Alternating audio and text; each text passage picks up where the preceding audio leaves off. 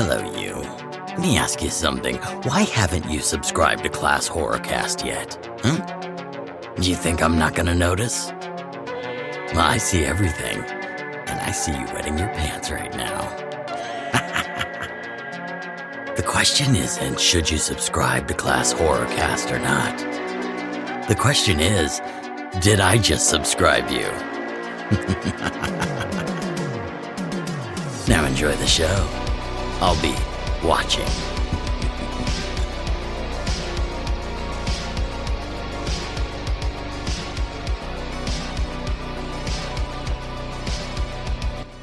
Welcome back to another episode of ClassHorrorCast. I'm your host Aran, and on this week's show I'm joined by author Adrian Roe. Having started as a movie lover, Adrian was hit with a wave of inspiration and creativity, which led him to write First Scream to the Last Trilogy, covering the 70s, 80s and 90s, featuring horror royalties such as Wes Craven, John Carpenter, Tom Savini, Mick Garris and many more. He followed this up with Bled Dry, which is a deep dive into the history of the vampire subgenre. In late 2021, Adrian released Screams for a New Millennium, which is a reference piece for 2000s horror. During our chat, we chat about Adrian's process of making his dreams a reality. You're sure to hear some fantastic forgotten horror gems that we both love and adore. Join me as I dive inside the mind of a horror fanatic turned author, Mr. Adrian Roe.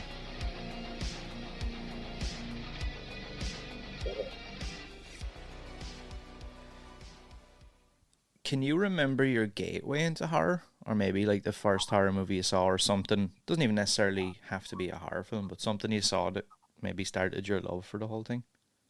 Yeah. Sounds really, really stupid. But even as a kid, I remember, the old ScoobyDoo cartoon, episodes. And you'd always have like the ghost villain or the monster villain. I remember even from a youngster, even from a sort of toddler, loving watching those cartoons for the sort of sinister villain. I didn't want to see Scooby-Doo or the gang. Yeah.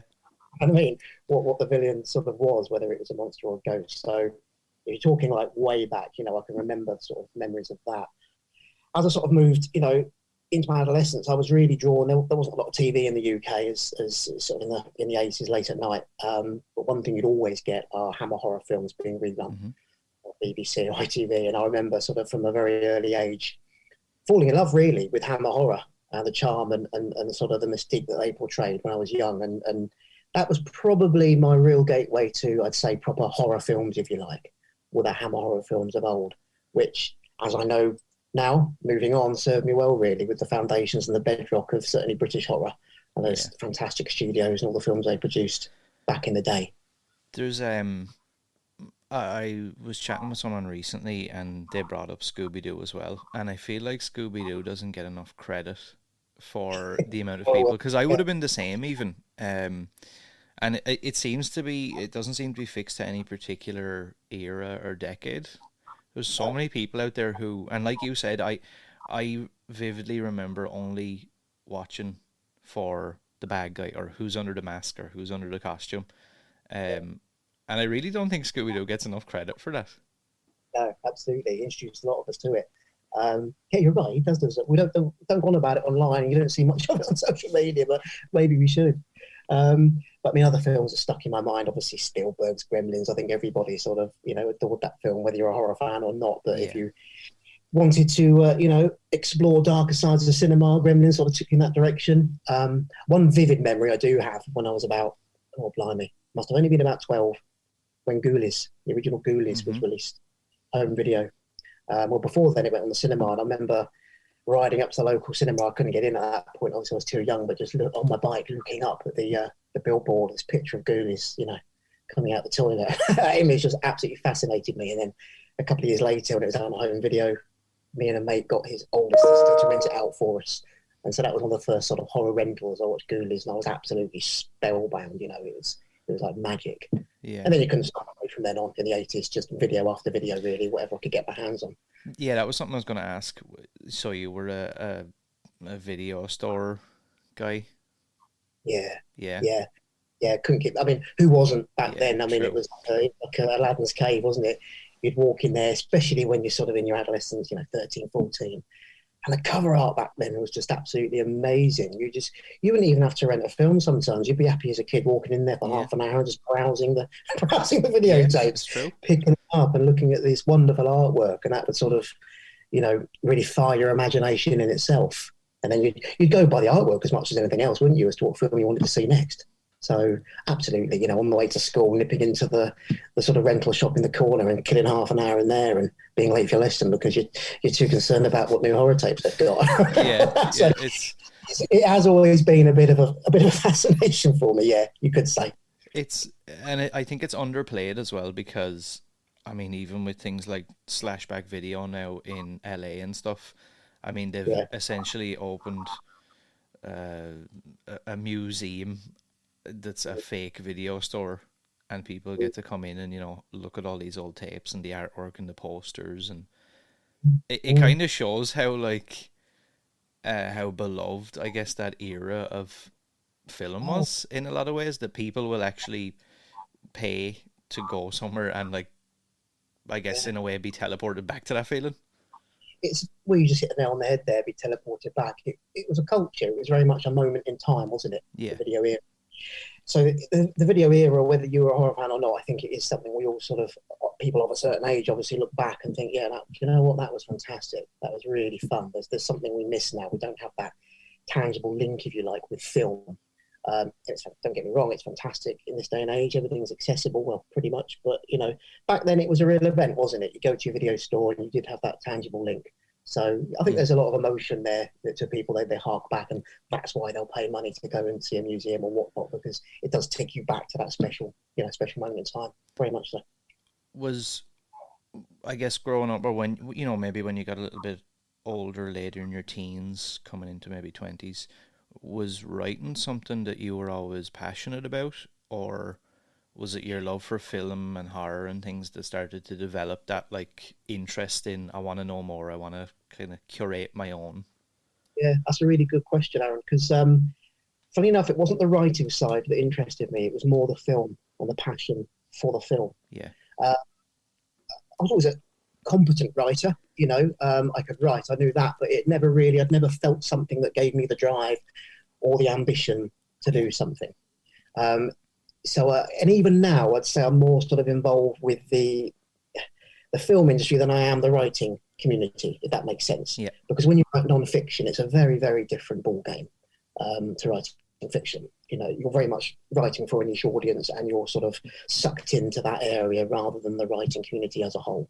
A lot of support from the writing community as well, which I am extremely grateful for. But it always seems to be the film industry that pulls me and sort of enables me to move on to that next project, more so than the writing community and my writing itself. Mm-hmm. So yes, it was very much my passion of film that sort of enabled me to do what I've done. But even in the early days, even when I was thinking about the first book, I didn't imagine what it would lead to, and now we're sort of 5 books on. That's something I never planned at all. How does that because I find your whole story and from reading your work, I find it kind of fascinating because, and I don't mean this as a slight, but I'm reading it and it's like, this is someone who's exactly like me and who just enjoys what he enjoys and likes to just talk about it and research it and find out the things. How do you go from, I guess, that then to, I'm gonna write books and thousands, hundreds of thousands of people across the world are going to see these things. They're going to be in the charts on Amazon. How do you, I guess, step from the decision to, okay, this is what I want to do, to actually being able to do it? You never look at what it's going to achieve. You, or certainly from my perspective, you just focus on what you want to do. If there's an audience out there, they'll find you. Yeah. But for me anyway, I never even dreamt a book would come out. And I certainly didn't dream that thousands of people around the world have read them. I'll take you back. I'll give you a boring story really as to how it all sort of came into my head. I was, the job I had back then, it had me driving around the country. And I remember driving through a service station on my way back home one evening, and I just picked up one of these random generic, books that you see all over the place, 1,000 films to see before you die, or something like that. Yeah. I was flicking through this book, and it was, it was cool. It was interesting. It was very generic, very raw. It was literally just facts, film release, directed by, and then a picture. Looking at this, thinking, how cool would this be if someone just did a book like this, cut straight to the chase, but just on horror? And then as I continued my drive home, I'm thinking, yeah, but what if it was just like on 80s horror? You could really focus on that. So that simple sort of experience is when the seed was planted in my head. And then, I dwelled on it for months. I didn't do anything. And then I did a bit of research as to what was out there. Was there even a demand for it? Could you do something like that? Because I'd never done any writing in my life before. This was all born of passion and sort of created from my head, really, more than experience. So I did a bit of research, and yeah, indeed, something like that was possible, and there were books out there in the market like that. But I noticed that a lot of the books out there about film, they sort of, I think we have a danger in this day and age. We're very quick to sort of overanalyze things and read too much into things, right? Mm-hmm. And so a lot of the books that are out there are done by academics who maybe go down a socio-political path of what these films are about, or more importantly, what the writer thinks they're about, rather than sort of focusing on what film is really about, is to entertain us and to enjoy it, all right? And where do you go to find the facts and just stick to that narrative? You put some work in and you hunt down the people that make the films and that are involved with the films. So the more I started thinking about this, I thought, yeah, I think there's something, the passion, the drive for me to do it grew and grew and grew. And I thought, well, if I'm going to do this, I think to make it sort of credible and to make it worthwhile, I wanted two things really, Aaron. I wanted to have fun writing them, but more importantly, I wanted my readers to have fun. Yeah, that definitely translates. Yeah, thanks, mate. And I think that's what's missing in a lot of the work that's out there. So I just wanted these books they're reference pieces, as you know, you've read them. So I just wanted to stick to the facts, have people enjoy them when they're reading them, not go down a path of academia where a lot of these sort of, theses are written and you can sort of you can read too much into things sometimes, I think, and that can spoil the fun. So I didn't want to go down that path. There are excellent books out there that do, but that just wasn't something I was interested in. I wanted a more of a fun, light-hearted approach that would stick to facts. And that's where the idea of trying to speak to the filmmakers and people involved, get them involved. And I thought, if I can do that, then I think I'm onto something. I didn't want to just produce something that was just a bit boring, really. Facts and figures written down by Adrian Roe that not people aren't really going to buy into that. Yeah, but I thought if I can add some colour to this work, or more importantly, add, raw facts from the people who actually made the films, then I'm into something. So that's where the idea came from initially with the first book. It's crazy to me to hear you, because you can hear the passion in when you explain the story, and to think now, you've got several books out that have all done quite well. Yeah. How I guess easy it's like the 10-year overnight success, I suppose. How easy it seems in a way if you're actually genuinely passionate enough about it, and you're not just going, okay, horror seems to be the hot topic right now, let me make a book about horror, or there's a new Texas Chainsaw coming out in 2 weeks' time. Let me make 100 YouTube videos about Texas Chainsaw Massacre. Not because I like it or I'm interested in it or whatever, it's just because it's like the in thing. And I think that's really what translates about what you do. You talk a lot on, I obviously follow you on social media and stuff, but on Twitter, you tweet a lot about movies, and we said this before the podcast. The amount of times, probably at least once a day now, where I go on Twitter and I see you've tweeted about a movie, and I'm like, I rarely see anyone tweet about this or talk about this or give it love and say, you know what, this is fun, it's this and it's that. And on the topic of, you had said about, there's lots of books out there by academics and different people that analyze every little thing and what does it mean.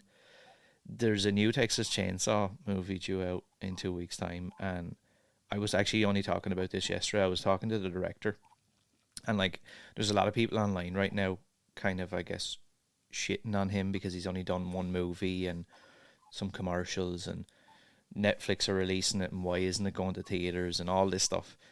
And there's apparent leaks, I guess, about the script, and they're trying to bring politics and gun politics and stuff into it.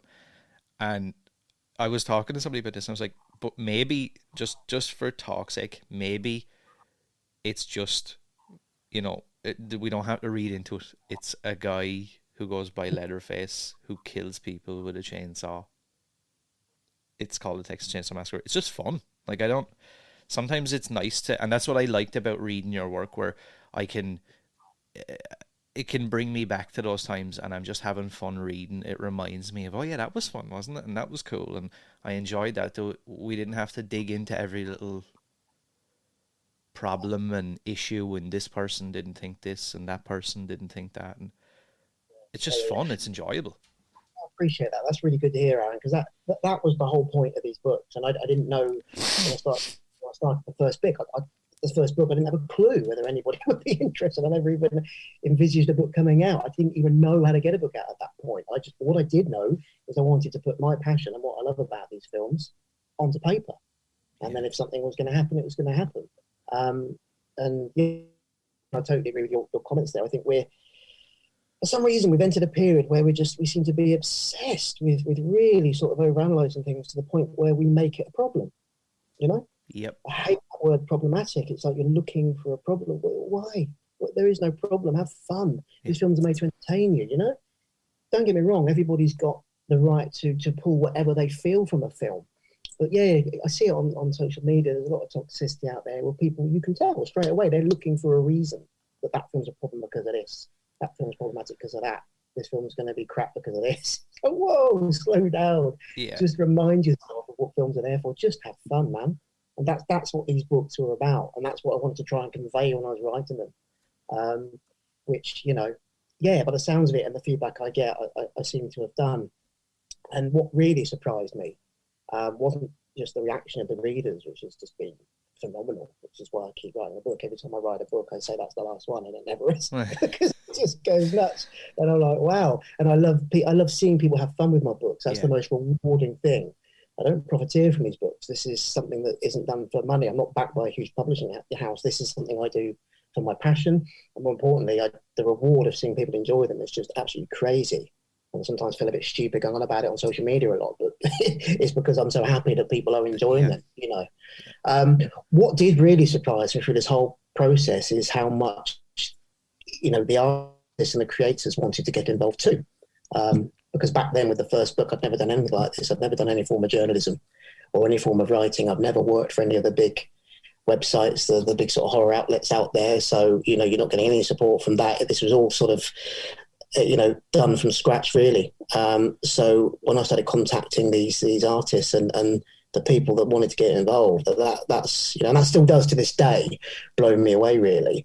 And when I sort of get feedback, Aran, the reason is the very reasons you enjoy the books. They're telling me that they just love the work and they love the passion about the work, the honesty.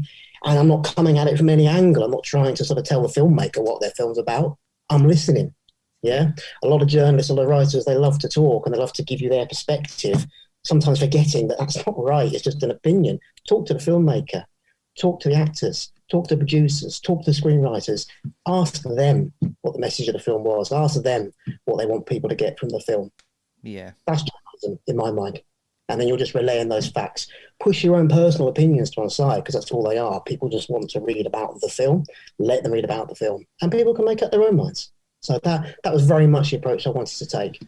Yeah. And for the most part, it seems to be, quite popular. And with the first book, did you spend time putting this whole thing together and then went to look at how to get it out there? Like, how difficult? It just blows my mind, because, you know, something like writing a book to me seems like it's something I would love to do, and it's always kind of been on the back burner, maybe in years to come. But it feels so astronomical, I guess, to get from the point of, like you said, being at a service station going, and kind of getting that initial idea to actually, you know, having your books in the charts on Amazon. How difficult was it to get from that point to actually? No, it's a fair question. I mean, going back to my original point, and I think this is good advice for anybody. I think, you know, if you're doing it for the right reasons, it will find its audience and it will find a way out there. So right from the start, I never sort of told myself what it was going to achieve, what it was going to do. I didn't do this for selfish reasons. All I knew is I wanted to put what I love down on paper.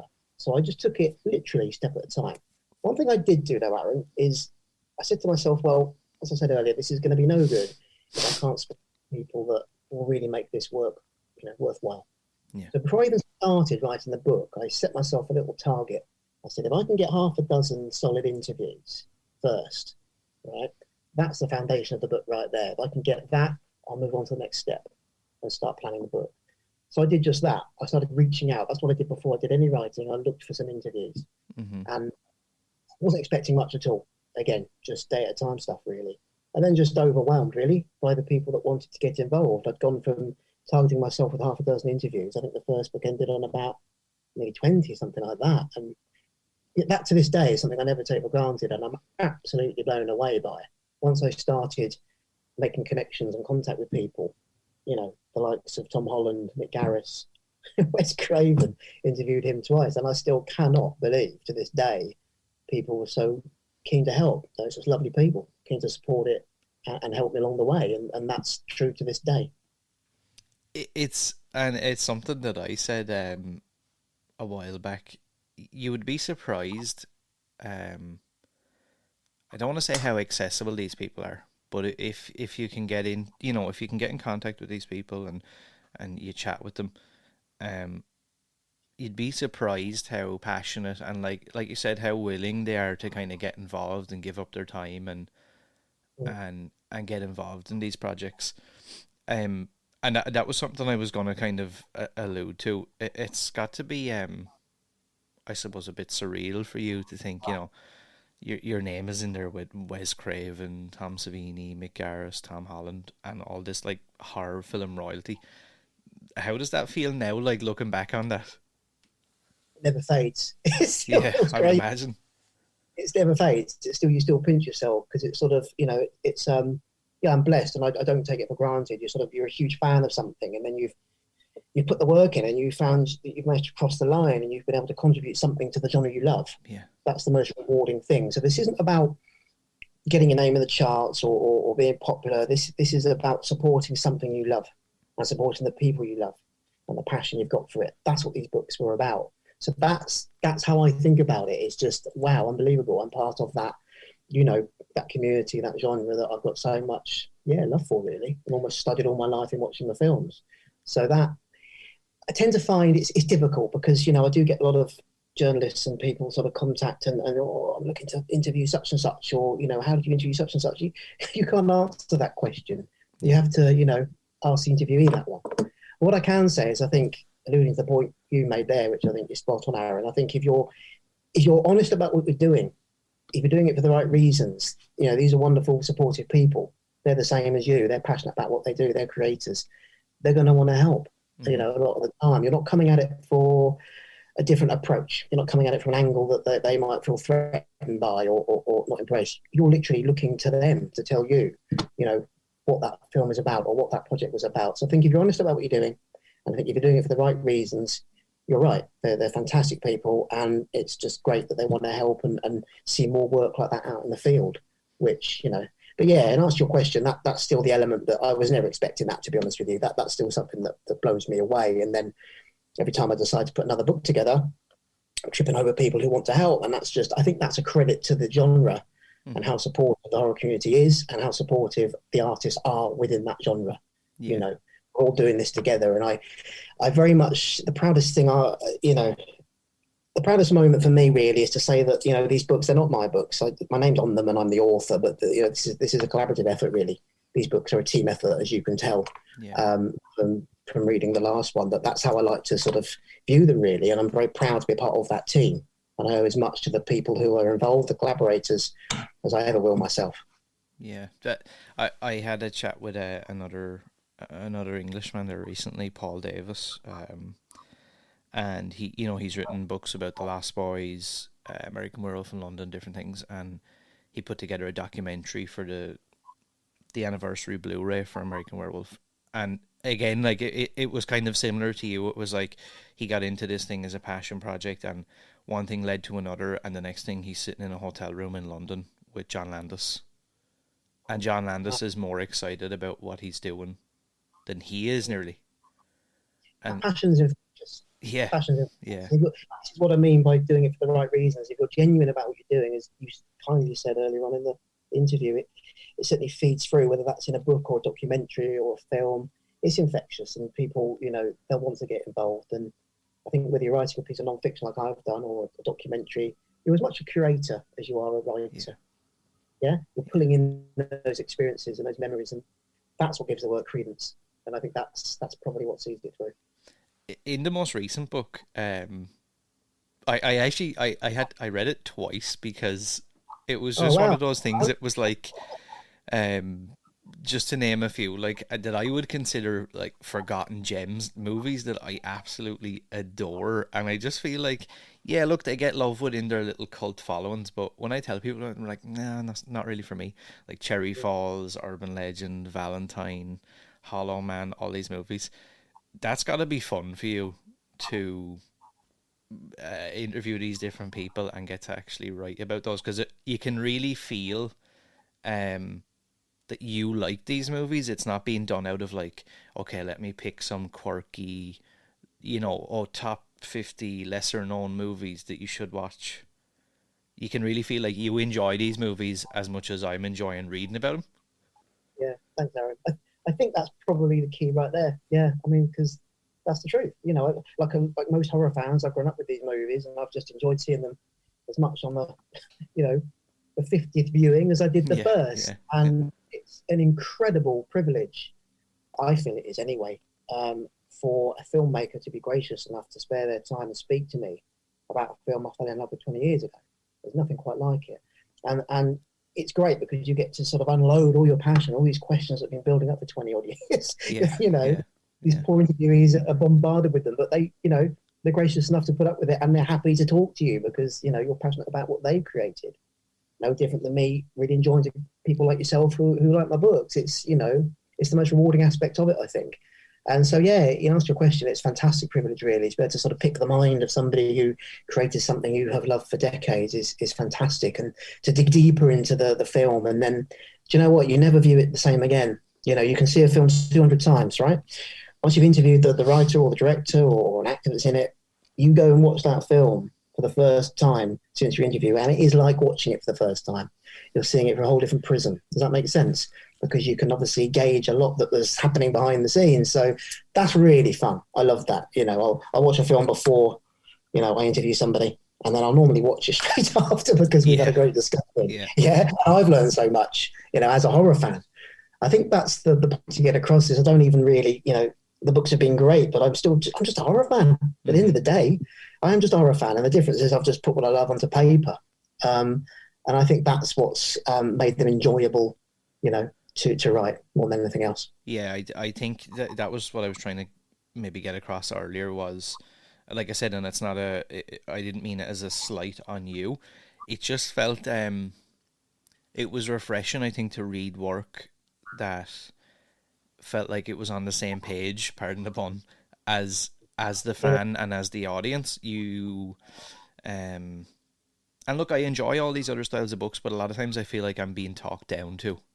I'm being told this is what it is, or this is how you should feel, and you're definitely right about that. It's just nice to be able to just open a book, read it, smile, think of, oh yeah, remember when I went to the cinema to see that, or remember when we had that video store, remember that time, and then I start to remember all these things, and then I just want to go watch the movie. I don't care whether it has 1 star on IMDb or it's on every top 10 worst films of all time. That's irrelevant to me. Yeah, no, that's really good to hear, and I'm grateful for your words, Aaron. It's very kind of you, because that was the whole point of them. And you're right. There's the wonderful thing is you do have an array of books out there, and there's a book for every different sort of reader, and a book for every different sort of film fan. But there are a lot of those books out there which they'll be a bit preachy, and they'll maybe go down a path that the reader doesn't necessarily agree with, or maybe isn't sort of into. So I just wanted to pull back really and remind myself really more than anything else, hang on, what is it I liked about these films? I wasn't worried about maybe the socio-political message it was giving me. I wasn't worried about the religious implication or why this film is problematic. I wasn't worried about all these things, and I know for damn sure there's a lot of people out there that feel the same. So this was what I just wanted everybody collectively to enjoy, because I didn't want to get too hung up on that side of things. And I'm glad I did. I'm glad I made that decision, because I think there clearly has been a niche in the market for that sort of book. Some of the sort of negative feedback, not everybody likes my books, and, they won't. I mean, nothing is universally loved. And some of the negative feedback I do get is, yes, your books don't go deep enough into these, political aspects, or the reflection of society and all these sort of more in-depth viewpoints. And they are just viewpoints. I think that's the thing to remember here. No author is right. No journalist is right. The only people who is right are the people that make the films. That's what I wanted to focus my energy on. Yeah. Let's speak to the people who actually will tell you what the film is about. Yeah. I've even seen arguments online. It's incredible. I've even seen writers of similar books, dig their heels in. This is what the political message is about that film. I've seen filmmakers actually step in and say, "Oh, actually, that wasn't the intention at all." And the others will still double down and tell the filmmaker what their film's about. We've entered this really strange we over-politicize everything, I think, and overanalyze everything. And I just wanted to step away from that. Nothing wrong with that sort of work. And there's people out there that, far better writers than I'll ever be that do it. And there's a market for it, absolutely. But it just isn't what I wanted to do. I just wanted to have fun. And I wanted the people to read it to have fun, and I wanted the people who were kind enough to bless me with an interview to have fun. And I think that's come across. I think, 100%. majority of people embrace that. And, that's really what the logic was behind them. And I do think that we need more of that as well. Like I said, I had a couple of conversations yesterday around this new Texas Chainsaw movie, and I posted on Instagram, and the director was like, "Thanks for your measured and reasonable thoughts or opinions or whatever."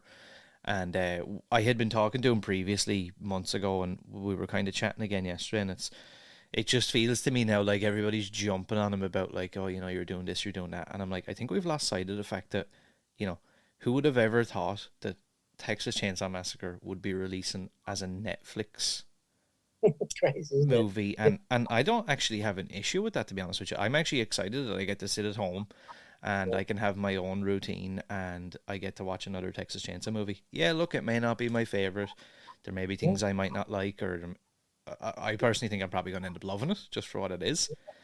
But already, like, all the conversations online are just around things that really don't have anything to do with the movie. It's good for you. That's a really good way to conduct an interview. I take a similar approach. I think, again, we've entered this period. Filmmakers, and this is why a lot of them will avoid interviews, with journalists and sites, because they've become quite nervous now. Because, a large section of journalism now is not focused on just listening and respecting who you're interviewing. It's trying to tell them your perception of it, whether you're coming at that from a certain political angle, a religious angle.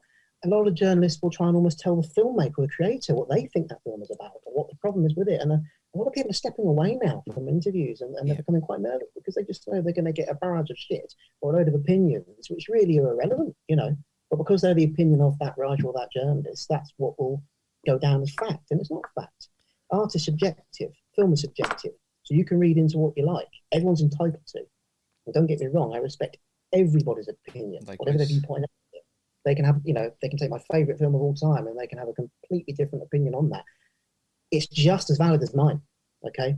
But this is why I didn't want to go down that route of putting my opinion on those aspects down, because people have the right to make their own judgment. And I think sometimes filmmakers feel they're being judged now in a way they shouldn't be, When ideology sort of trumps art, I think Quentin Tarantino said recently, I think that sums it up for me. Just look at it for the art's sake, man. That's what it's there for. Yeah. It's objective.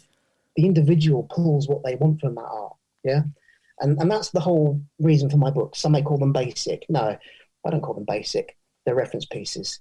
They're for you to look at the films. They're for you to read the interviews, and it's for the reader to decide what they want to take from that. And I wanted to sort of keep that even balance throughout. I think that's important, and I agree with your take. I think we need more of that than anything else. Yeah, and in, I guess, in book form, in podcast form, in YouTube video form, interview form, any kind of form really, I think they've all kind of transitioned a little bit, and sometimes it's maybe means more to the company or whatever to, tell their journalists to maybe kind of, I don't want to say goad somebody into saying something, but we want to go for this line of like, let's really kind of not attack, but maybe get them to make some remarks so we can, whatever Texas Chainsaw director says blah blah, or such and such a person says this, and it's a little bit like we're not really. I clicked onto this article to read about a franchise that I love and that's a new movie, and I don't really care for all this other stuff. And like you said, there's a market and there's an audience out there who enjoy that kind of thing, but it's just not for me. I think a lot of readers and fans, the minute they smell an agenda, it's a turn off. Yeah. You yes, a lot of sites out there, a lot of journalists, there is an agenda there. And I suppose for me, it was easier because, I do this for myself. I don't have a boss. I'm not working for an editor. This is my work. Authorship is everything. And that's why I've turned down, a few deals now from smaller publishers who wanted to publish the books, because then you're in the hands of their editors, you're in the hands of their sort of, political machine, and it's going to be how they know. For me, I wanted this to be mine from the beginning, from its conception right through to the end, and right through to release, where you have to market it and do all the donkey work yourself. I enjoy that, Yeah. But that for me, just it was everything you said, Aaron. This whole thing, authorship to me was important for those reasons. This had to come across, and this had to be genuine, and this had to be from me from day one to the end. And I've managed to keep it like that. And I've managed to sort of not piss too many people off in the process, which is cool. I love that. I love when someone just does their own thing and they're in their own lane. You had mentioned there a second ago about favorite horror movie, and I know this is like basically as a horror fanatic like you are, it's kind of an impossible question. Do you have a favorite movie? Oh man, you had to do that, didn't you? I hate that. Well, because when you said someone can say about my favorite movie, I was like, wait a sec, does he actually have one singular favorite movie? It's a nightmare, mate, isn't it? I mean, the beauty, I think the real attraction, what separates the horror genre from most other genres, is it isn't just one genre, is it? You've got this umbrella encompassing varying, subgenres, and there's nothing else quite like it. It's absolutely gorgeous, isn't it? I mean, how do you compare a film like Chuck Russell's The Blob from '88 to a piece of, Argento work, phenomenal, let's say? They're from two different worlds. However, we class them both horror films. I think that's really good. That's really good. But it makes it hard, doesn't it, to pinpoint what your favourite film is. If I absolutely had no choice, I think probably my favourite film of all time, purely because I think it's the most effective, is Hooper's Texas Chainsaw from '74. I think for me, as a piece of filmmaking, by design or fault, everything. I mean, every box ticked. That is the most sort of visceral, terrifying journey I think a filmmaker has ever taken anybody on. Yeah. And I don't think even Toby realised how effective it would be. I think it is like, everything just lined up during that film. And I think it's close to a perfect piece of horror that you can get. Of course, it's subjective, and the wonderful thing with film, as we've been discussing, is not everybody agrees, and that's totally cool. My own personal opinion, considering the lack of violence and lack of gore in that film, non-horror fans, don't get it, do they? It really is just down to the frenetic madness of that movie, encapsulated within 90 minutes, that just still hits the nerve. Not just for me, but for a lot of people. You can put that film on for 200 times and still, it leaves you numb at the end. There's not many films leave me completely numb, but at the end of that film, when Sally Hardesty is driven away, and then you're just left watching they spin around with your chainsaw, and then boom, it cuts to the credits, and that incredible score. Yeah, I mean, that still leaves me numb. I'll watch that film probably 1,000 times, and I'll still feel the same. So I think my favourite film of all time has to be that. But then on the other side of the coin, I adore the opposite side of the genre. I mentioned The Blob. I mean, that's one of my favourites as well. I like a lot of fun horror. I like, films like Ghoulies and stuff like that. Stupid horror, Puppet Master, because that, again, it's all about what frame of mind you're in and where you want to be taken on any given viewing, Do you have, I always bring this up, comfort horror movies? Is there a handful of movies that you can think of, say, off the top of your head, that you find yourself revisiting? Like, I could probably name hundreds now at this point, but, there's sometimes, if someone was to mention a film, I'm like, oh yeah, I would consider that something that maybe if I'm having a hard week or something, it'll be like a go-to. I'll be like, yeah, let me put that on in the background, or if I'm working or if I'm doing something. Do you have anything like that you find yourself maybe going back to? It takes you about an hour to choose one when I want to watch a comfort. I think there's probably more comfort horror than anything else. I mean, that awesome T-shirt you're wearing, Dr. Giggles, that's a massive comfort horror. I love that. But I love stuff from the 80s that I grew up with, Night of the Demons. Mm-hmm. We mentioned The Blob, Ghoulies, Nightmare on Elm Street, part 4 probably. I mean, that's just like peak Freddy Krueger for me, part 4, in terms of visuals and the gore. That's a massive comfort horror movie.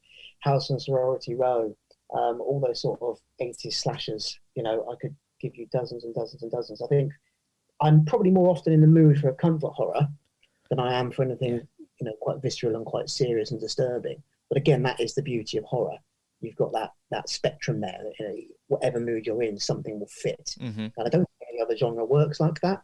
I think the mechanics and the diversity within horror is completely different as a medium than anything else. So I think that's probably why 99% of the time I'll just watch horror films. Comfort horror, I'm just looking around. Silent Night, Deadly Night, that's another one. Where do I go? The Mutilator, that's a comfort horror. Just it's so stupid, it's brilliant. The stuff, all these films that are just mad, mental, are just brilliant when you've had a bad day, like you say, and you just want to flip a film on and relax. But I think comfort horror is about what maybe one of the first horror films to some people. I ask that question, and it's what introduced me to horror is what I view as my comfort, and that's cool too because it takes you back to that special time. Yeah. Different for everybody. I guess it's an opinion of mine that I would probably stand by. I always feel like that there's, I don't know, maybe a little bit of something lost in movies now or in horror. I love a lot of modern day horror, don't get me wrong. I love the fact that all these different streaming companies are trying different things and releasing TV series and all these different franchises. But I can't help but feel like there's something missing.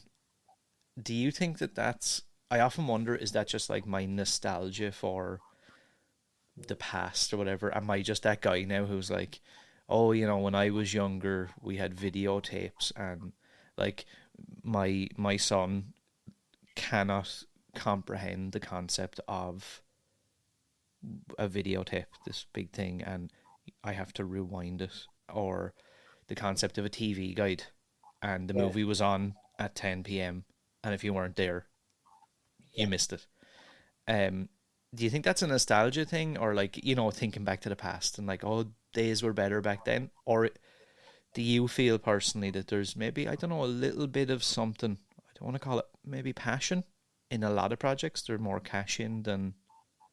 Yeah, it's a bit of both. I think, we have lost that tangible link now with film. I mean, think back in the day, let's say mid-80s, you want to rent a film on a Friday night. You'd have to get your dad to take you to a video shop. And then the video shop with 3 copies of a film in, you might not manage to grab a copy. You'd have to go bang it the next night. There was a lot more personal investment involved in really watching a film you wanted to watch. So you had to be more passionate about it because you had to get off your arse and actually work for it to see a film. Now, some may argue that there is the flip side to that. Well, surely we're in a much better place now because you haven't got to go through all that. Yes, correct. But, emotionally, that's why your memories are the way they are probably, because you remember from a time like I did where you had to, it was more of a commitment. It was more of an event. Even renting a film from a video shop was an event. Whereas now it's very much a throwaway culture now, isn't it? You can sit down of an evening on a Friday night after your week's work, flick through God knows how many platforms. It sometimes takes me, well, I won't lie, it always takes me a lot longer to pick a film than watch it. Yeah. Because you've got this interesting situation now where you've got all these films, which is brilliant because it has helped filmmakers to a degree, more films being produced, and obviously there's more choice. But that sometimes can be counterintuitive because then you've got this weird situation where different platforms own distribution rights to different films. You end up having to go through about half a dozen different platforms, Prime, Netflix, Sky Store, there's loads more, before you pick the film you want, and they're not all sort of corralled in one place anymore. Whereas a good old video shop, yes, you were limited with the number of tapes, but that was it. So you wanted to see what films were out, just go into the video shop. I miss that too. But I think a lot of that is nostalgia because would I make the effort now? If everything was reversed, I'd probably be a bit of a nightmare, wouldn't it? But I do miss it, and I think you touched on it, didn't you, at the beginning of the interview? People will pay to go to these museums, and that's just fantastic. I think that proves the point, really. But I think I think probably the real negative of today's sort of infrastructure and how it all works is it does cheapen things, doesn't it? Because it is a throwaway culture. People will watch one film on Netflix or there, and then boom's gone, and then watch something on Prime the next day, and maybe moving forward, this generation, I don't know, have to wait 20 years to find out, but maybe this generation, those films won't hold a special place in their heart. People who grew up in the 70s, 80s, 90s do, because they had to work to see it, and there was that tangible link there to the film. So I think it's a blessing and a curse, really, isn't it? It's probably the honest answer. It's, and to think back, I used to think of the 90s as modern day, only to realize in recent times that the 90s to a lot of people is like, oh, that's like a million years ago. Yeah. And I suppose even early 2000s to some people is like, whew, like that's ancient. Yeah. And there's definitely a culture shift though. Yeah, right. Because I mean, even as recent as, you know, late 90s and stuff, things were so different as, you know, surrounding the whole movie culture and horror culture. And I definitely agree as well. I find a lot of times, and I see a lot of people doing it, and I've probably done it myself even. I go on Netflix, you know, just something pops up, or I've been looking for something. Oh yeah, let me watch that. I give it 10 minutes, and I'm like, nah, I'm not really invested in this, whatever, and I'll just pick another movie. Whereas, like you said before, if you have to get off your arse and go through all that stuff, you know, you go to the video store, it's a bit of an event. You know, your dad or whoever brings you. It's like this excitement maybe building all week, and you get the tape and you bring it home. Regardless of how terrible this movie may or not be, I am watching this thing the entire way through, and probably watch it multiple times to feel like I'm getting money's worth. Yeah, no, totally. There is that investment, and that's what I mean by throwaway culture. It's too easy now, isn't it? You can sit through 10 minutes of a film, oh Christ, no, I'm not digging this, and then you turn it off, and that's a shame, because back in the you make damn sure you watch it. You pay £2.99 or whatever for the night's film. You're going to watch it, and you'll probably end up enjoying it.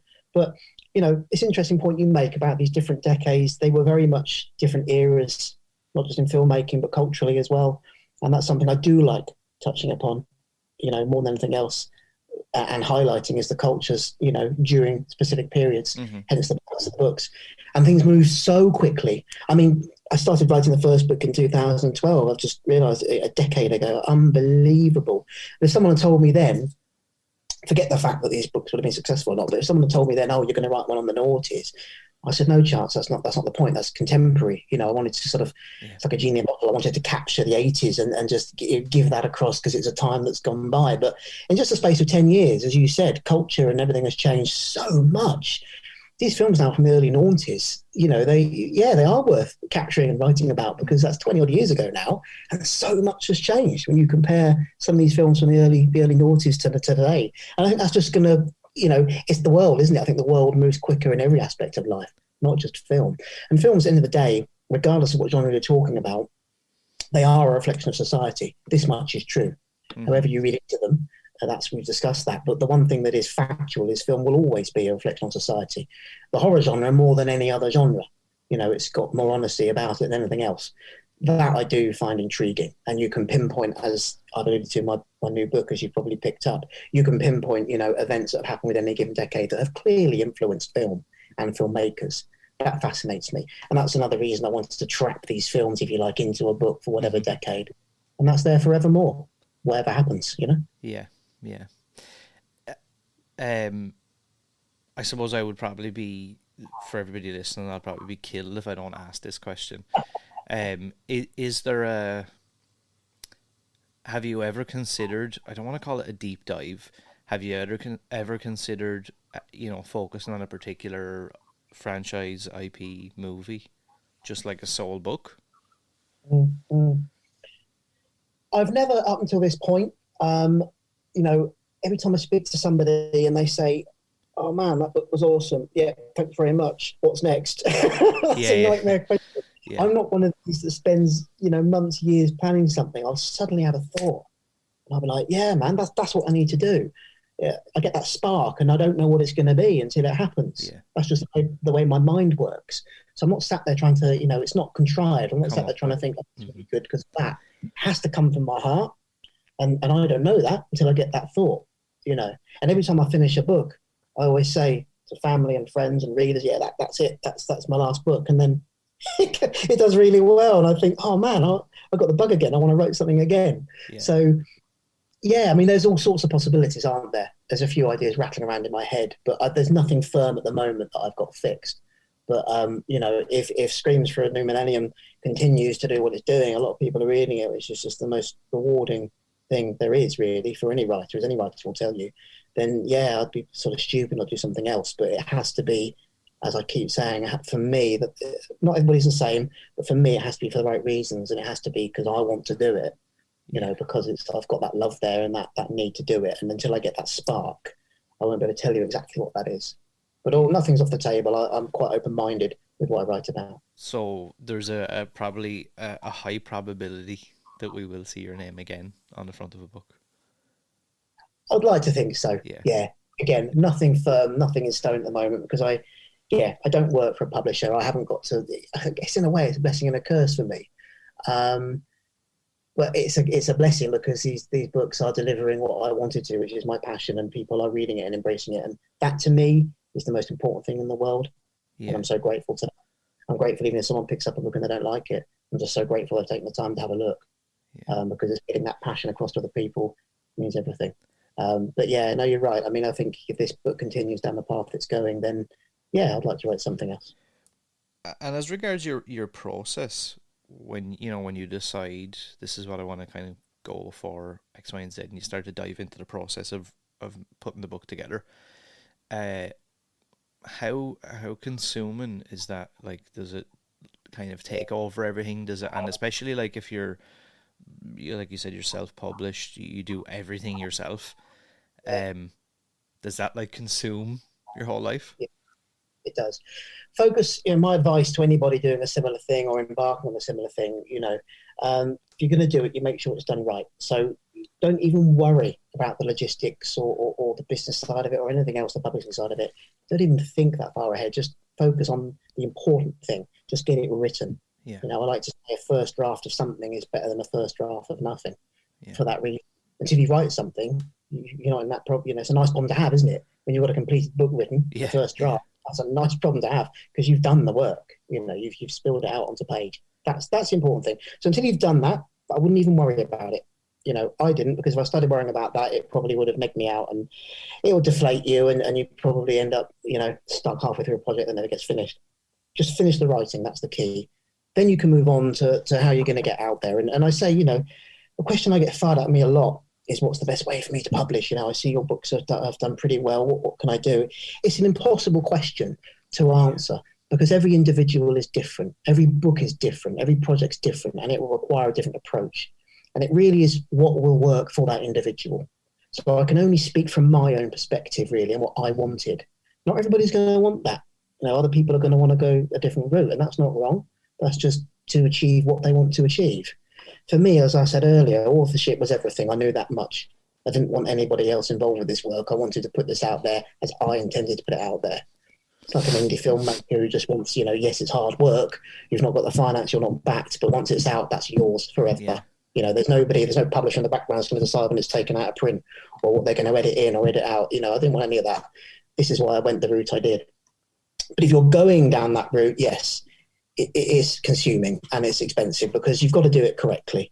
So that means you bring on the correct people, you bring on an editor. And this is something I had to look at when I realised, holy shit, I've done it. I'm going to finish this book. I did get a bit nervous towards the end of my first book because I didn't have a clue what I was doing.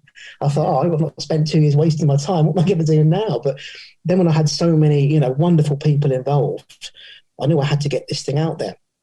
That's when you do your research. And for me anyway, that's when I went out there and I did speak to publishers. I spoke to editors and I was then able to make an informed choice on how I wanted to go about it. I'm not going to sit here and tell everybody how to publish a book, but if you speak to the right people, it's not difficult. It just takes time and it takes effort. And make sure, what I would say is you do it correctly. You invest in an editor. You get the book formatted, you get it edited. There's a lot of self-published work out there, which is brilliant because it gives, so many people a voice. I think everyone has the right to release whatever they want. But just do make sure it's done correctly and professionally, and it is going to cost because you need to look at that. But make sure, more importantly, it's your stamp, really. You're putting it on there. So as I got towards the end, that's when, yes, I spoke to people and managed to sort of put the pieces of the puzzle together and realised the channels I had to go through to get this book out there and get it into the hands of many people as possible in a format and a presentation that I wanted. It's a learning curve. It's a continual learning curve. I speak to other writers, not just authors of books, but people who write for websites and magazines, and people say to me, oh man, I look back at the piece I wrote 10 years ago and I cringe. And that's the most common thing with writers because you're continually learning. You compare my first book to my last book, they're very different, I'm proud of all my books. But you can certainly see, I think, the difference really is I've gone on and I've had to sort of self-taught and teach myself what I'm doing. not just with regards to the writing. I've tried to focus on writing and become a better writer, but also with the presentation of the finished product. So, you will find that the more you do, it's the same with anything in life, isn't it? The more you do of it, the more you'll learn, and then hopefully the better results. So, yeah, I'm proud of my books, but I do feel that each time I'm managing to sort of perfect the craft a little bit more, if that makes sense. Yeah, I feel like that as well. Coupled with your passion for what you're writing about, it just makes it exciting and keeps it fresh. Have you ever dealt with, being somebody who seems very headstrong about what you enjoy, what you like, and not at the cost of anybody else? I'm not trying to. I always hear about that kind of analogy of like a lot of people try to build the biggest building in town by knocking down all the other buildings. You seem very kind of in your own lane. You just enjoy what you enjoy. You're passionate about what you're passionate about. Like you said, and it's the same with, I guess, if you do write another book, it will have to be a kind of a natural. It can't be like, right, I need to sit down and look at what the trend is, and I need to see what sells and what doesn't. And have you dealt with a lot of negativity, naysayers? Not even necessarily, about your last book or about anything, just in general throughout life. A lot of people always reach out and kind of ask me to get different people's takes on, trying to follow that passion and not have, because I think a lot of times people in our lives do it without any self-awareness. They're kind of going, you're not going to write a book, or that kind of thing. And, it's probably a throwaway remark to them, but a lot of people get paralyzed by that. Then they go, yeah, you know what? I can't write a book. How can I ever, I don't know what I'm talking about. Or have you dealt with that at all? Or is that not even something that comes into your... I don't even let it bother me. I mean, yes, you do get that in life, don't you? Whether you're writing a book or whatever you want to do, you will always get the naysayers and the negativity. It's a default, approach to a lot of people. But once you've, in your mind, I am quite headstrong, and I always wanted to, I like your analogy there, be in my own lane, and I still feel like that, because really, there is no other way if you think about it. If you want to do something, put your stamp on it, it has to be on your terms. You have to be in your lane, and you have to be thick-skinned and confident enough to just go and bloody do it. You're going to get people, even today, say, oh, you've done this wrong, you've done that wrong, or you'll get people trying to throw you off or sort of give you a bit of negativity. I guess I'm just lucky. I'm the sort of person where that just bounces off me. I couldn't care less. I did this for me and for the people who made these wonderful films. And if people want to embrace that, that's amazing, man. That's fantastic. But I never expected that. I certainly didn't think it's something I deserved. But the fact that more people have embraced these books than I thought has just been the icing on the cake. It's just made me, it's humbling, very rewarding. I guess the only flip side of having that approach is if you're in your own lane and doing that, you have to work harder to get it out there. I'm finding that's the hardest thing to do, right? Because a lot of people that write these sort of books, they work for one of the big horror outlets or whatever, and let's be honest, you're given favours, and so they should be. That's how the world works. So I guess that's maybe where I've shot myself in the foot a little bit. Maybe if I'd done a bit of writing for somebody else, or I was involved more within the community in that aspect, then maybe when the time comes, you'd get more coverage. Yeah. That's the only thing I can see that I've not managed to achieve that other writers maybe have, because they've got their fingers in a lot more pies than I have. I'm very much like, in my own lane, as you say, this is my book. Hope you like it. And thankfully most people have. But I think the hardest thing, if you're going back to your original question about the publishing and getting it out there, it's all doable. There's nothing you can't achieve that like an indie publisher will do for you. There's nothing you can't do yourself, but it will cost you and it will take time. And I think probably the hardest bit when the time comes to drop it is getting the word out there. That's the hardest bit. Because we go under this wonderful thing of this horror community, and there is a horror community that's great. But you're not gonna get publicity for free. It doesn't happen. You get clicks, you get niches. You'll get this horror platform over here promoting these people. You'll get that horror platform over there promoting these people. You won't suddenly get this collaborative, oh look, wow, our readers might really enjoy this. Here's a book on noise horror. No, forget about it.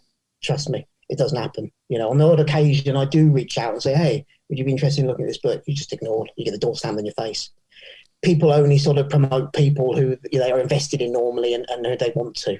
So I'd say that's the hardest thing I'm finding is getting the word out there. because I'm not going to spend stupid money on advertising and all the rest of it. I think it has to be organic. I think any support has to be organic, because then that's the best support you're going to get.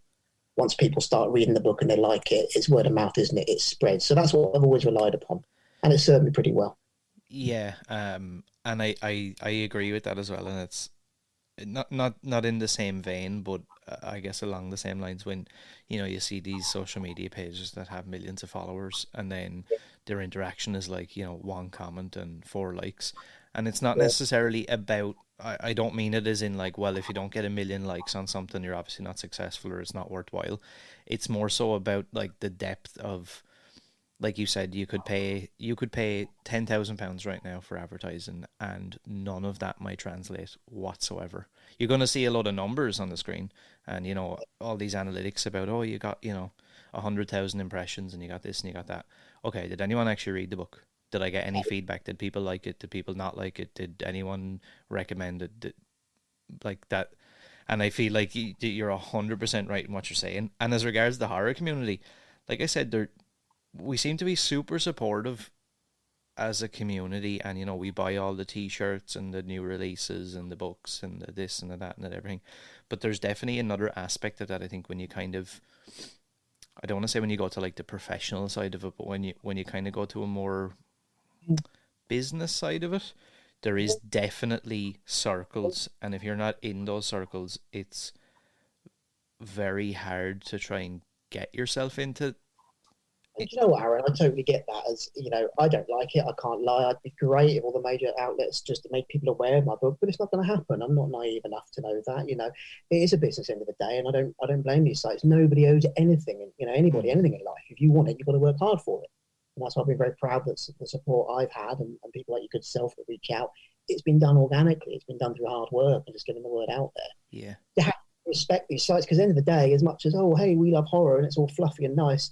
For these bigger guys, it's difficult for them. It's costing them money, the hosting and the magazines and whatnot. It is a business. So they have to run it like a business, and they need to invest in their own people, and what their narrative or agenda is, they'll run with it. And I've got nothing but respect for that, and I totally get that. So I don't blame anybody for anything.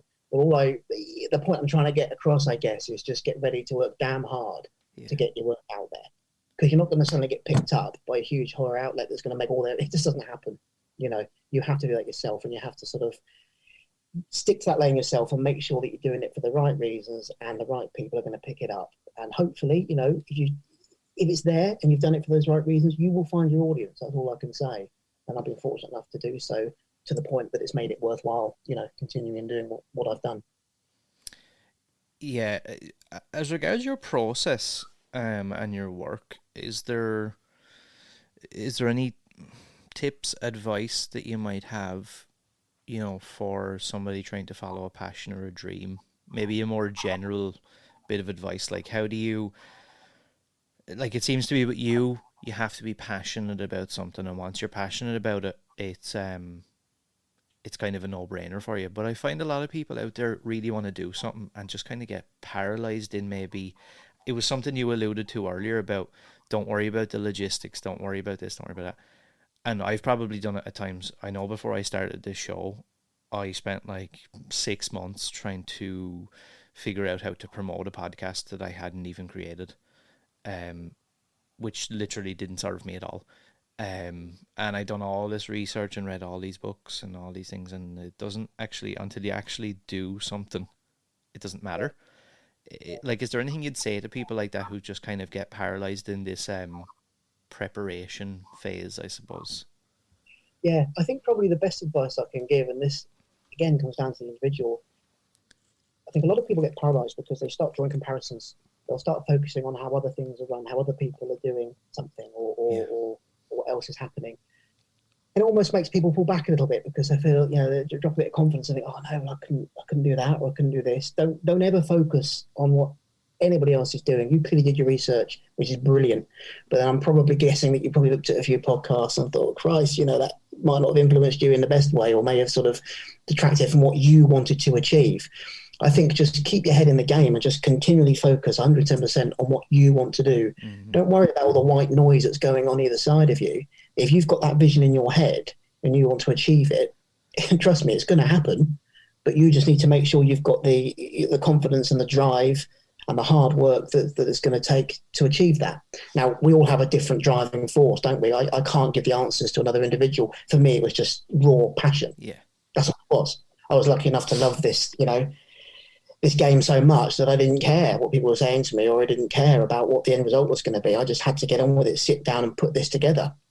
So I guess for me, my driving force was my passion and getting to interact with my heroes, I guess, the people that put these wonderful films together. That's all I needed.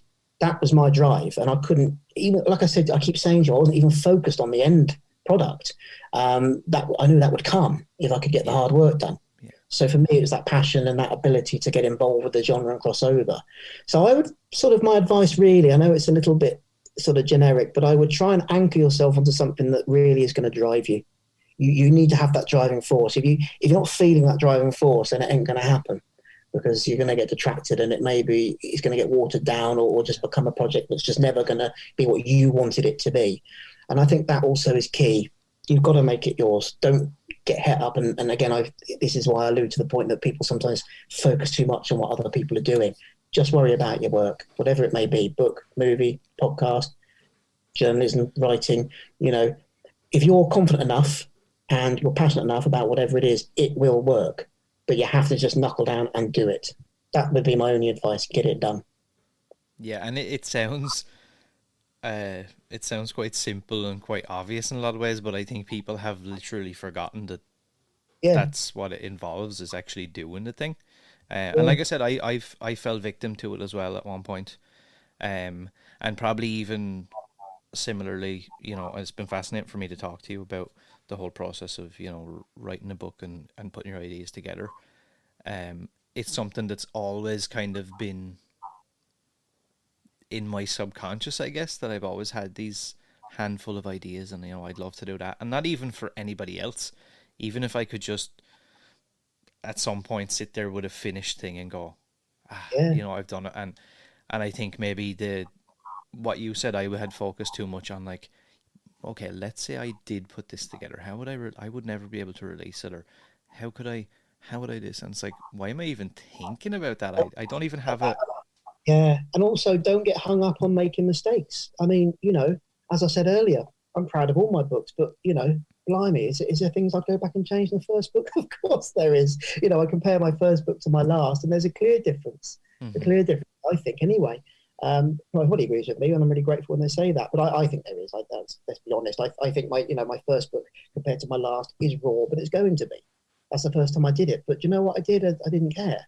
I just ploughed on and got it done, because it's laying down those foundations, isn't it, for something that's going to move on and hopefully progress and become bigger. So I think people also, we live in a very judgmental society. I think people become very worried about, oh no, man, if I do this, everyone's going to shit on it, or it's not going to be as good as their book or this book. Who cares? Who cares? Enjoy it. You've got to enjoy it. Enjoy it. Don't worry about criticism. Don't worry about it not being perfect. Nothing's perfect. Just do it. And if you're happy with it, that's what matters.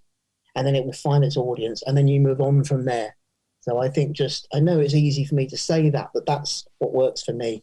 You just channel that and crack on. Yeah. You had obviously, in the mix of, I guess a lot of people would know you for, you've done the 80s, the 90s, that kind of thing, like, say, decades at a time or whatever. And then you had done Bled Dry. And what pushed you towards the vampire subgenre, or whatever you want to call it? So, I mean, with my work, as I said to you earlier on, there's never been a plan. There's barely a plan to get one book out, let alone 5, and these projects just seem to roll into another project. So I've done First Scream to the Last. That was I wasn't expecting the sort of interest that generated. So that obviously led to the logical sequel, Second Scream, which was the 90s. Mm-hmm.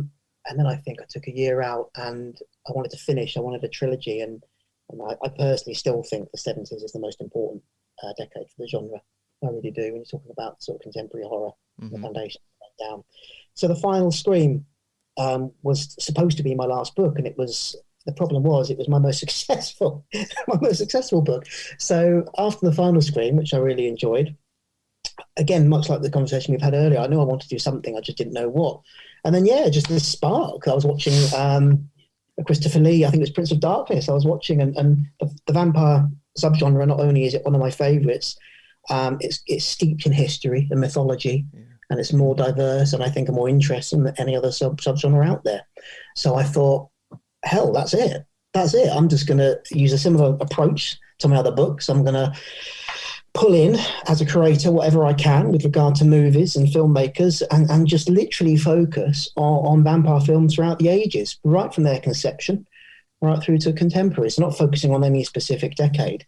And again, so that was born just out of that spark one night, and I suddenly had this, this urge to do it. And once I get my mind set on doing something, whether it's going to end up great or awful, I'll get it done, and I'm very proud of Bled Dry, because that was, I don't know if you've read it, but that's quite a deep piece of work, and there's a lot of work went into that with regards to research and studying the sort of early vampire lore and everything else. There's more to that film than just cobbling together, pieces of cinematic artistry over the years. It went deeper into the mythology of vampires. So that is a bit of a standalone book. And it's more of a niche market, I think. Not everybody digs vampire films, but it gives you sort of every sort of vampire movie you could think of, really. So that's where that came from. Did you enjoy that kind of, different template? Yeah, I did, because it was different for me, I stuck with what I'd learned with the previous books, but then obviously just used that to build on this sort of vampire novel, if you like. And I did enjoy that, yeah, because I learned a lot writing that book. I know a fair bit about horror films, but, there's always stuff to learn. So researching that subgenre was great fun, and I learned so much more. And I met a lot of vampire fans along the way as well. So that book, served well. And again, you're perfecting your craft, really, as you go on. So I managed to take what I'd learned from my first 3 books, use that I'm learning new stuff for the vampire book, inject that into this project, and it gave me quite a unique book. Yeah, so that was a fun project. That's something that I love about all this. It can be it's quite a selfless thing, I think, to put things like this together for the audience, because we are one of the audience, but at the same time it's quite self-serving as well, because like for me, I get to talk to people like you. I get to pick your brain and hear your aspects and your different ideas and how you think, and I get to talk with all these different filmmakers and all these different writers and hear their version and their thoughts, and I just enjoy it. So even if nobody would ever, I never would have thought that I would be getting as many downloads as I do right now, and it's not something I necessarily focus on, but it blows my mind. This started, I guess this kind of started for me as like a self-therapy in a way, being able to just remove myself from reality for a couple of hours and focus on something else. And it sounds like that for you as well, being able to dive into these books and research and find out all this stuff and talk to your heroes. And you'll only, in life, you'll only sort of, I like to say, you only get out what you put in. And it doesn't matter what you're doing. So, you do a fantastic podcast, and you put the work in, you reach out, and, it's paying off. And so it should, because you've got that approach. And I think that's the key. I think the more you put in, don't even focus on the end. It should never be for selfish reasons. It shouldn't be what you're going to get out of it. Do it for you, absolutely. And that was my attitude with the books, and it sounds like for your podcast. And if you're doing it for those right reasons, the right things will happen. And that's certainly been my experience anyway. Yeah.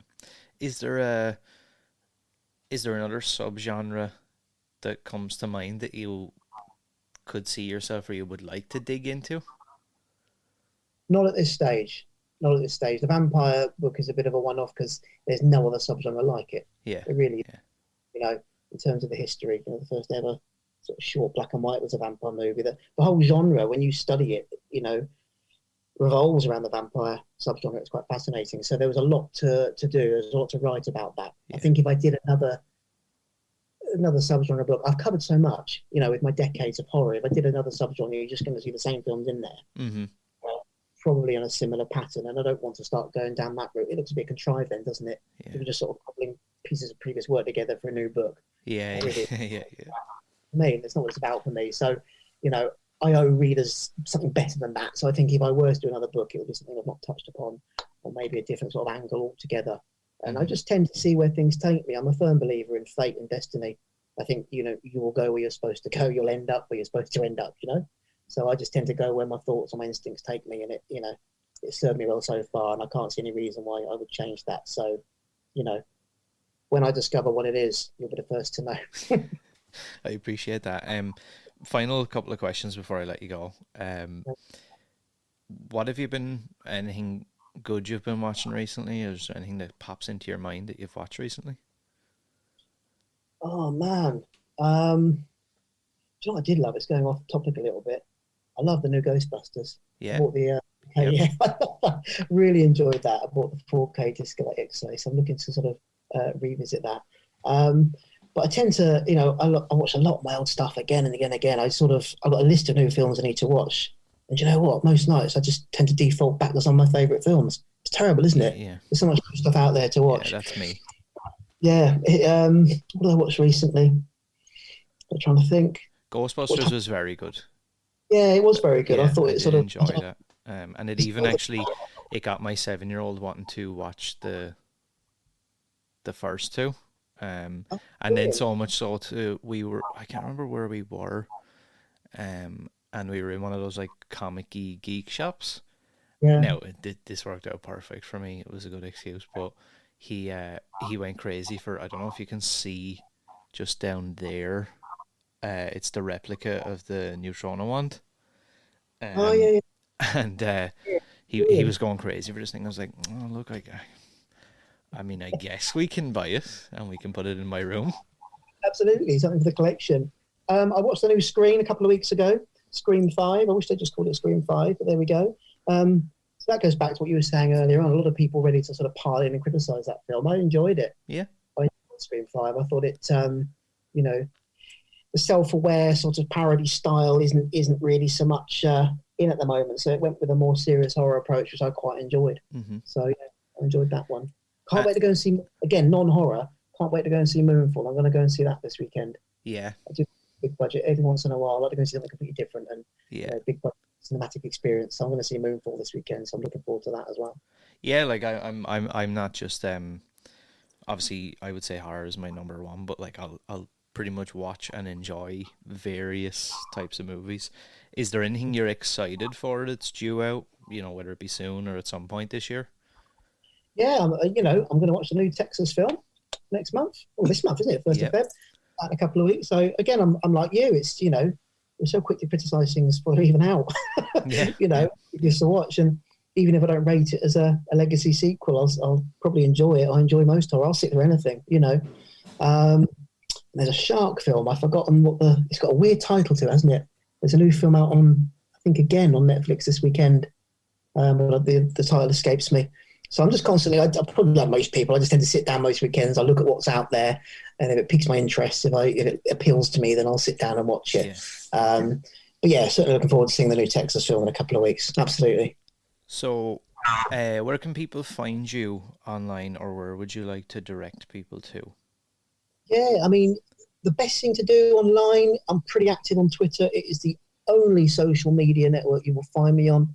I'm not a big fan of social media, but Twitter I do enjoy, just meeting really nice people and people with passion as well. So with regard to what I'm up to and what I'm doing, Twitter is the best place to find me. And there you'll find links to my site, very basic, but it'll give you information on the books. And the books themselves can be picked up, via that site through the Amazon links and other retailers as well. So Twitter's always a good place to start for me. Okay, so all the links to Adrian's stuff will be down below. So wherever you're listening to the show, all the links will be in the description as always. Final question. Why horror, and what does it mean to you? Why horror? And what does it mean to you? Horror, I think, for me, represents probably the most sort of genuine and diverse genre of filmmaking that there is. It's the creativity that goes behind it, starting from writers to filmmakers, for everybody involved. I think that it's the most passionate, creative genre possible. It stretches the bounds of imagination like no other genre can do. It pushes boundaries. It's provocative, and it should be provocative. It challenges us. It makes us think more than any other genre. I think that's important. And it's got the most loving, passionate community around it. That, I think, is what it means to me. I love that answer. It's every time I ask that question and I get a different answer, and every time I'm like, yeah, that's it. And I'm like, that's the beauty of that, I guess, because it can be all those things. It doesn't have to be. It can be whatever you want it to be. Yeah. And I think that's probably my parting shot. And going back to some of the stuff we've discussed today, is we're so quick these days to pigeonhole films or whatever into what we think they are. Do you know what? Film, whether it's horror or any genre, it's what you want it to be. Sit down, watch the film. It's yours, nobody else's. Just enjoy it for what it is and enjoy it for what you see from it. Yeah, Adrian, it's been a pleasure. Obviously, I'm conscious of the time. I could sit here for probably the entire day and make a whole series out of this. Hopefully, we'll get to chat again in a couple of months' time. Maybe, just maybe, for everybody listening, there might be something to talk about as regards books or ideas, or maybe you'll be after getting a spark again. Never know. I'm very grateful to you inviting me on, Aaron. It's nice. Yeah, it's been a pleasure. I wish you all the best with the book. And yeah, like I said, for everybody listening to the show, whatever platform it's on, all the links to Adrian's stuff will be down below. So make sure and check them out and support them. And follow him on Twitter as well, actually.